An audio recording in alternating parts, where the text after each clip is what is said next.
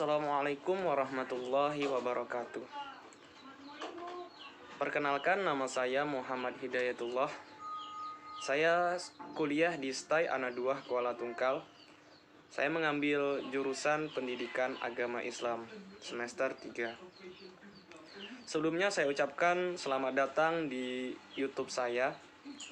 Pada kali ini kita akan membahas mengenai adab-adab ketika kita berada di dalam majelis ilmu.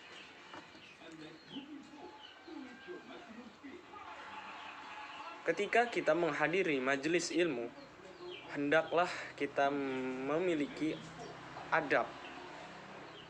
Adapun adab ketika kita ingin menghadiri majelis ilmu, yang pertama yaitu niat yang benar. Hendaklah seorang muslim menghadirkan niat yang benar ketika menghadiri majelis. Misalnya, ketika kita menghadiri majelis, kita niatkan untuk menjalin silaturahmi dan mencari ilmu. Yang kedua, ikhlas. Ketika kita menghadiri majelis ilmu, kita niatkan mencari ridho Allah Subhanahu wa taala, dan jangan timbulkan sifat riya ketika kita menghadiri majelis ilmu. Siapa yang pergi ke majelis ilmu hanya untuk pamer gelang emasnya atau hanya ingin bertemu si doi, mulai sekarang kita luruskan niat kita mencari ridho Allah. Selanjutnya, bersemangat menghadiri majelis. Ketika kita menghadiri majelis, hendaklah timbulkan rasa semangat kita untuk bermajelis. Karena apa?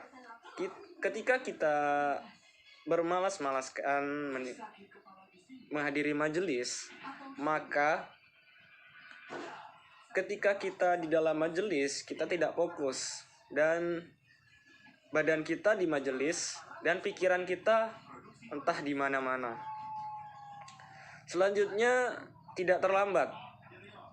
Ketika kita bermajelis, usahakan jangan sampai terlambat. Karena apa?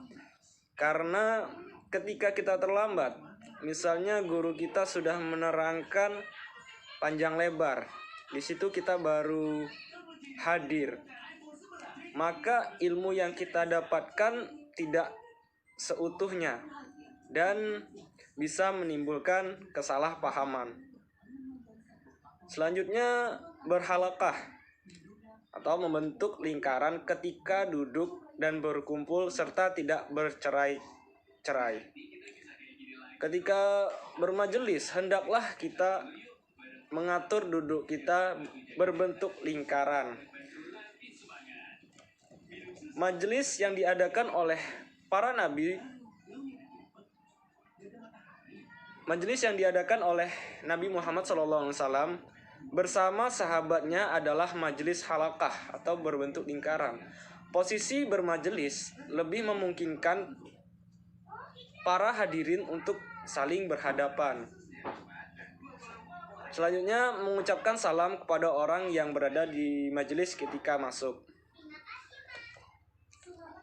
Mengucapkan salam kepada orang-orang yang hadir dalam majelis termasuk sunnah Nabi Muhammad SAW. Sesungguhnya Rasulullah SAW memerintahkan hal tersebut.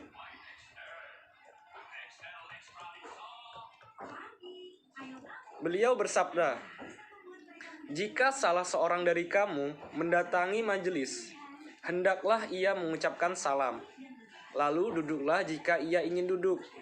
Setelah itu, apabila ingin bangkit dari majelis itu, hendaklah ia mengucapkan salam. Sesungguhnya salam yang pertama lebih utama daripada salam yang terakhir." Selanjutnya, duduk di tempat yang kosong.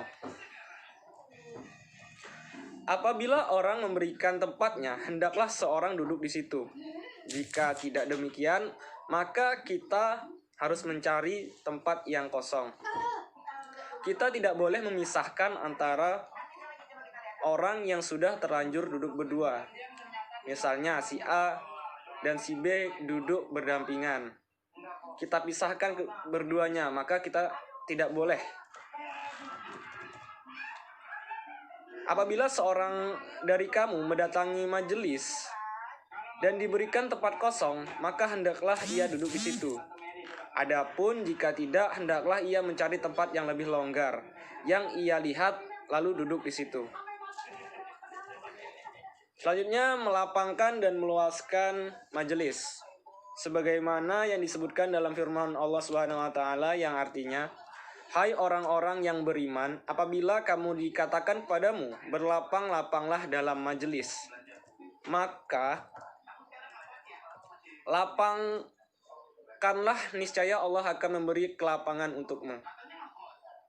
Dan apabila dikatakan berdirilah kamu, maka berdirilah, niscaya Allah akan meninggikan orang-orang yang beriman di antaramu dan orang-orang yang diberi ilmu pengetahuan beberapa derajat. Dan Allah Maha mengetahui apa yang kamu kerjakan." Quran Surah Al-Mujadilah ayat 11. Selanjutnya, memperhatikan dan memahami apa yang disampaikan guru. Ketika kita bermajelis, ini yang paling penting, adab kita kepada guru. Ketika guru menerangkan, hendaklah kita memperhatikan apa yang disampaikan oleh guru. Karena guru adalah wasilah atau penyambung antara kita dengan Allah. Maka ketika Anda berhadapan dengan guru, dengarkanlah guru. Bahkan ketika Anda membaca Al-Quran, sekalipun ketika di dalam majelis Anda tidak paham Al-Quran dan Anda tidak paham guru, maka dari itu, untuk lebih sempurnanya majelis dan ilmu yang kita dapatkan tidak setengah-setengah paham, maka kita perhatikan guru yang menyampaikan ilmunya. Selanjutnya, hal-hal yang harus dihindari di dalam majelis.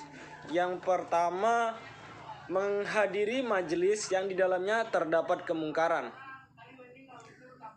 Jadi sebelum kita menghadiri majelis, kita lihat terlebih dahulu di dalam majelis itu apakah ada hal-hal yang bertentangan dengan syariat Islam. Jika adanya hal-hal yang seperti itu, maka janganlah kita menghadiri majelis tersebut. Selanjutnya, menghadiri majelis yang dihadiri oleh musuh. Ini ketika kita posisinya berperang. Jadi kita tidak diwajibkan untuk menghadiri majelis tersebut. Karena jika kita menghadiri majelis yang dihadiri oleh musuh, maka sama saja kita menghadiri sarang harimau dan kita menyerahkan nyawa di majelis tersebut. Selanjutnya, duduk di pinggir jalan. Kebiasaan orang sekarang ketika ia menghadiri majelis, mereka duduk di luar, sedangkan di dalam masih kosong. Ketika kita bermajelis, hendaklah kita mencari tempat yang kosong terlebih dahulu. Dan lebih afdolnya kita mencari tempat yang berdekatan dengan guru, agar ilmu yang diberikan dapat kita pahami. Selanjutnya, mengusir orang di tempat duduknya lalu duduk di tempat itu. Ini tidak boleh, karena mengusir orang lain lalu duduk di tempatnya akan menyakiti orang tersebut dan membangkitkan kemarahan dalam dadanya. Rasulullah Shallallahu Alaihi Wasallam melarang melakukannya, sebagaimana sabda beliau yang artinya, janganlah seseorang mengusir orang lain dari tempatnya kemudian ia duduk di situ, tetapi hendaklah ia melapangkan dan meluaskan majelis tersebut. Selanjutnya, duduk di tengah halaqah. Halaqah tadi artinya adalah lingkaran. Duduk di tengah halaqah dapat menghalangi pandangan orang-orang sehingga akan mengganggu dan mengusik ketenangan mereka. Cara ini lebih menunjukkan kepada majelis syuhrah, majelis untuk mencari popularitas, dan mengandung banyak sekali kerusakan. Selanjutnya, duduk yang bisa menyingkap aurat. Di antara cara duduk yang dapat menyingkap aurat ialah duduk ihtiba, duduk dengan memeluk kedua lutut atau mengikatnya sorban atau sabuk. Sementara seseorang hanya mengenakan sehelai kain sehingga bisa menyingkap kemaluannya. Terima kasih, itulah penjelasan dari saya mengenai adab-adab ketika berada di majelis ilmu. Selanjutnya, saya akan menjawab pertanyaan yang diberikan oleh teman-teman. Yang pertama, sebutkan hadis tentang kewajiban kita menghadiri majelis ilmu. Adapun hadisnya yaitu idza marartum biriyadil jannati qarta'u qalu wa ma riyadul jannati qala hilakud dzikri, yang artinya jika kalian melewati taman surga maka berhentilah. Mereka bertanya, apakah taman surga itu? Beliau menjawab, halaqah zikir atau majelis ilmu. Hadis riwayat Tirmizi. Selanjutnya, bagaimana menurut pendapat Anda tentang seseorang yang duduk di majelis ilmu tetapi ketika mendengar ceramah malah mengantuk bahkan tertidur? Pertanyaan ini jawabannya cukup sederhana. Jawabannya yaitu Anda kurang ajar dan tidak punya adab. Guru adalah wasilah penyambung Anda dengan Allah. Maka ketika Anda berhadapan dengan guru, hendaklah Anda mendengarkan dan memahami apa yang dikatakan guru. Bahkan ketika Anda membaca Al-Quran, sekalipun ketika di majelis ilmu Anda tidak paham Al-Quran dan tidak paham guru, karena terbagi konsentrasi Anda. Duduk di majelis bersama seorang guru melebihi sholat yang dilakukan, apalagi Anda tertidur. Fix Anda tidak beradab. Selanjutnya, bagaimana cara agar kita tetap percaya diri dalam menuntut ilmu?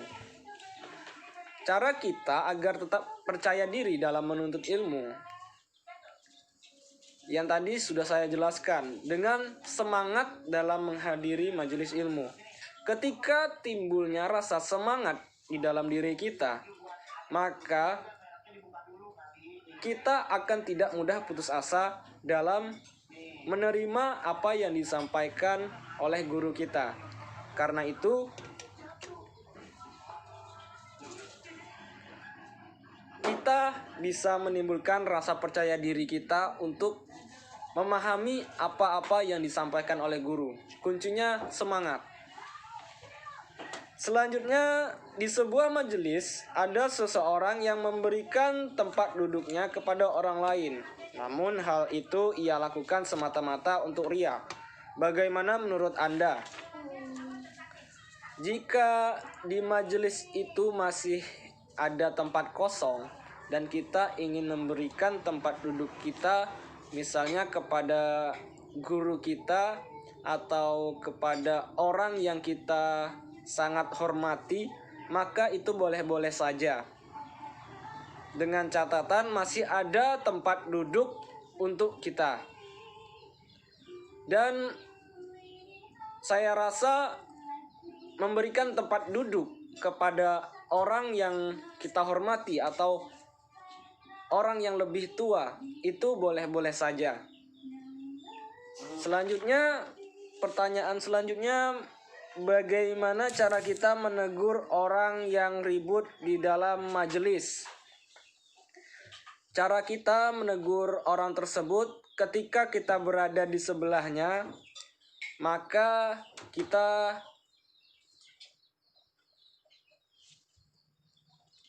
berikan teguran dengan cara, misalnya ada kawan di sebelah, jangan ribut, kita sedang dalam majelis. Nah, itu boleh. Dengan catatan kita tidak menyinggung perasaannya dan kita tidak membuat dia marah, karena kita selain kita menegurnya, kita juga harus menghargai orang tersebut. Terima kasih. Sekian dari saya. Apabila ada salah kata, saya mohon maaf yang sebesar-besarnya. Dan untuk teman-teman, jangan lupa like, komen, dan subscribe. Semoga video ini bermanfaat untuk kita semua. Terima kasih. Assalamualaikum warahmatullahi wabarakatuh.